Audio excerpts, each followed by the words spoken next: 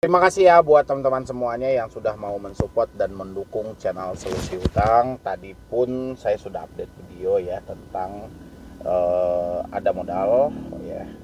Dan sekarang itu yang mau kita lanjutin adalah tentang aku laku gitu loh, tentang aku laku, Kredivo, Shopee, dan ini juga banyak lagi email-email yang lainnya yang masuk kepada saya ya. Pertanyaan-pertanyaan dari teman-teman semuanya, mulai dari penerapan bunga, denda, segi penagihan gitu ya. Ini yang mau kita bahas hari ini. Dan buat teman-teman semuanya yang belum mensupport channel Solusi Utang, boleh disupport dulu, mudah-mudahan dengan dukungan Anda untuk channel ini algoritma YouTube itu berjalan, bisa mempromosikan ke semua orang-orang yang membutuhkan, karena saya masih sangat yakin ya, dan yakin banget gitu loh, di luar sana masih ribuan orang atau puluhan ribu orang, ratusan ribu orang yang sedang kepanikan dan kementokan ketika terjebak di pinjaman online. Dan nanti kita juga akan membahas kasus-kasus terbaru tentang gara-gara keseringan belanja online terjebak di pinjaman online gitu ya. Jadi kita bahas juga nanti, biar ini mengantisipasi buat teman-teman semuanya untuk kedepannya. Jadi di era digital saat ini itu kita memang penuh jebakan. Jadi hampir semua kita mempunyai smartphone yang sangat canggih ya. Apa-apa bisa kita beli, apa-apa bisa kita lakukan dengan smartphone. Tapi jangan salah, smartphone yang ada di genggaman Anda itu akan menjadi lawan terberat bagi Anda dan musibah terbesar dalam hidup Anda. Dan sebelumnya yang belum mensupport silakan.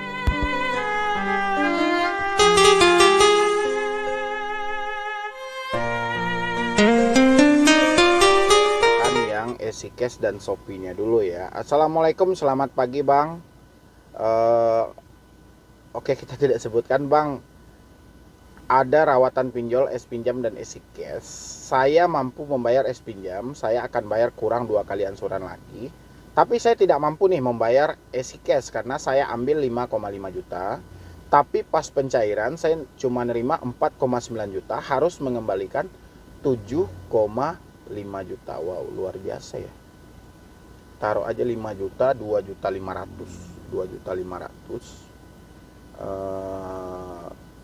Yang harus dikembalikan, sementara dia nimanya cuma 5 juta, peminjaman 5,5 juta. Dalam waktu 6 bulan, jatuh tempo 23 Agustus 2022 sampai 22 Januari 2023. Tapi saya belum ada uang sama sekali karena uang saya udah bayar es pinjam Bang. Karena mau galbay tapi takut Bang, siapa tahu ada DC ke rumah saya di Cilacap, meskipun nomor yang buat pengajuan SIK sudah diblokir, sama saya Bang, HP-nya juga sudah di setel pabrik. Dan pertanyaan saya, apakah aman Bang?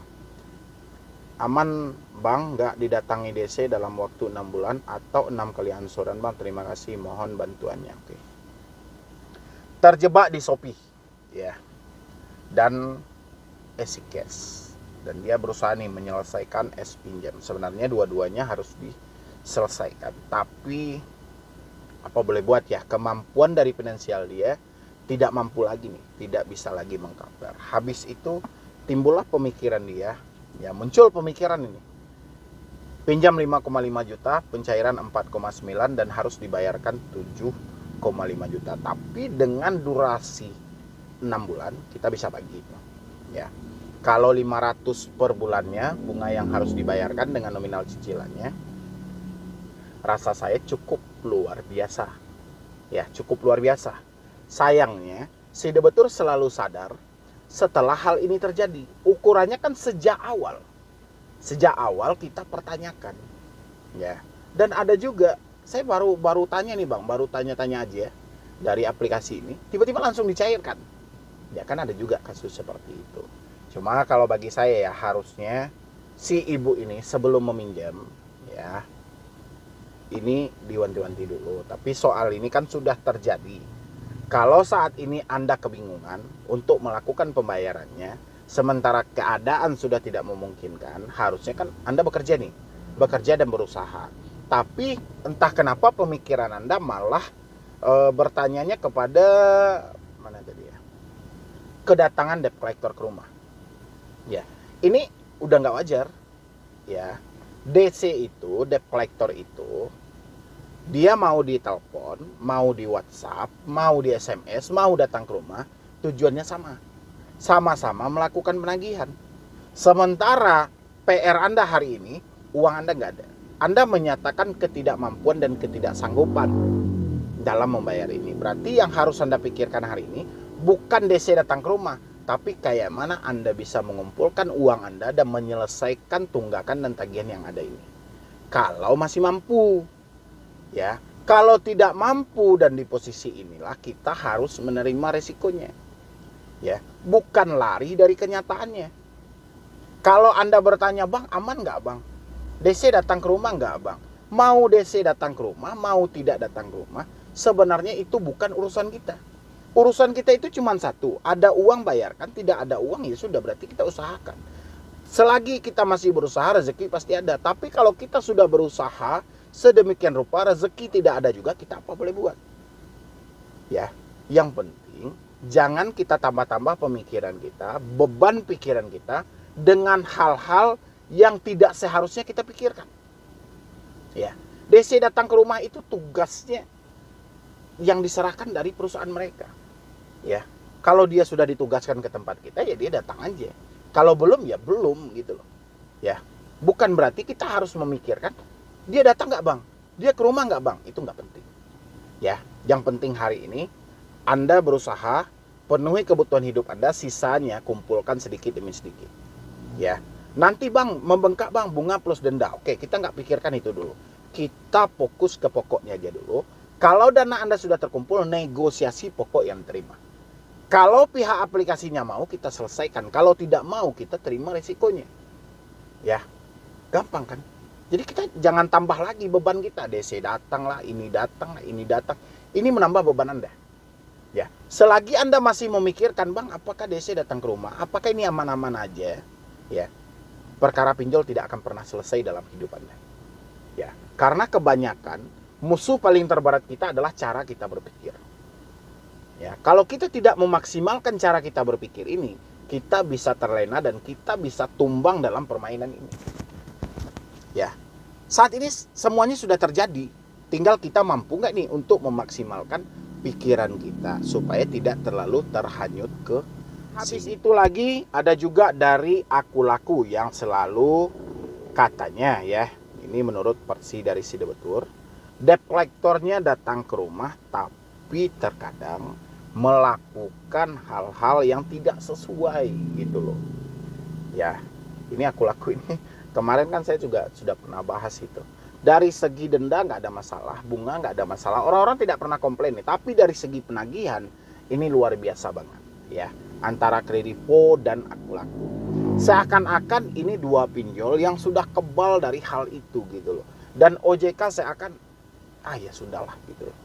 Ya, padahal ini kasus demi kasusnya banyak. Ya, unek-unek dari masyarakat itu tentang dua aplikasi ini banyak. Saya yakin di ruang pengaduan OJK pun juga rame. Tapi entah kenapa dalam hal ini seakan ini dibiarkan. Tolonglah dari Otoritas Jasa Keuangan dan Asosiasi Fintech Pendanaan, ini dua aplikasi yang besar ini tolong ditinjau ulang. Tolong disurvei lagi. Karena banyak masyarakat yang nyemplung ke dalam itu dan akhirnya apa? Ada terjadi satu penyesalan, tidak merasa bermanfaat, dan dari segi penagihan yang buruk, ya. Belum lagi penagihan via telepon, via WhatsApp, ini belum lagi ancaman. Banyak gitu. Ya, dan OJK jangan hanya membiarkan. Kalau ini terus-terus dibiarkan, nanti masyarakat bisa mengambil inisiatif sendiri. Para debetur mengambil inisiatif sendiri. Dan akhirnya apa? Mereka berhenti membayar dua aplikasi ini. Karena nggak ada solusi sama sekali. Ada juga OJK terkadang menjelaskan, negosiasi aja itu. Jelaskan aja itu secara internal negosiasi. Ya, ini negosiasi ini nggak berhasil. Ada nggak solusi lain dari OJK dalam si debetur menyelesaikan hal ini? Karena mereka contoh tidak sanggup lagi dengan dendanya. Tidak sanggup lagi dengan cara terorannya. Tidak sanggup lagi dengan cara penerapan bunganya. Ada nggak jalannya? Dan OJK menjamin nggak ketika si debetur telah melakukan pembayaran ini, hutang mereka selesai? Ya. Itu baru yang realnya. Yang nggak realnya, setelah mereka melakukan peminjaman di Kredivo misalnya gitu ya, atau di Shopee misalnya, tiba-tiba ada penagihan ya, atau ada penelponan bahwa terjadi double penagihan, double pengiriman. Hal ini perlu dituntaskan. Ya, ini bukan kasus baru tentang hal-hal ini. Kalau OJK hanya bilang itu penipuan, kalau itu penipuan, dari mana mereka tahu si debitur baru meminjam di aplikasi ini? Ya, berarti ada dong tempat penyimpanan yang gampang dijebol oleh orang-orang kalau memang itu tidak diakui oleh orang dalam. Ya, ini kan menjadi PR dari OJK, kan kasihan masyarakat yang mereka berharap ini adanya pinjol-pinjol seperti ini bisa bermanfaat dan bisa membantu mereka, tapi malahan menjadi musibah besar dalam hidup mereka. Apakah OJK tidak pernah mikir dalam hal ini? Ya, kenapa ini selalu seakan dibiarkan? Ada apa? Buat teman-teman semuanya yang terjebak di Akulaku dan Kredivo saat ini kesulitan banget dalam melakukan pembayaran atau keadaan ekonomi, atau Anda sedang diancam melalui debt collector yang datang ke rumah, tolong kirim bukti-buktinya ke dalam email saya medibroni091@gmail.com ya, yang lengkap ya buktinya ya, biar kita bisa mengusut nanti ada apa sebenarnya ini. Kenapa ini selalu dibiarkan? Tapi kita harus mengumpulkan buktinya sebanyak mungkin. Ya, khusus yang terjebak di 2 aplikasi raksasa itu. Oke, saya tunggu nanti Anda di email saya, dan yang mau bergabung di grup WhatsApp silahkan, nanti kita bisa berdiskusi lebih detail lagi. Jadi sekian dulu dari saya, Medibroni. Wassalam.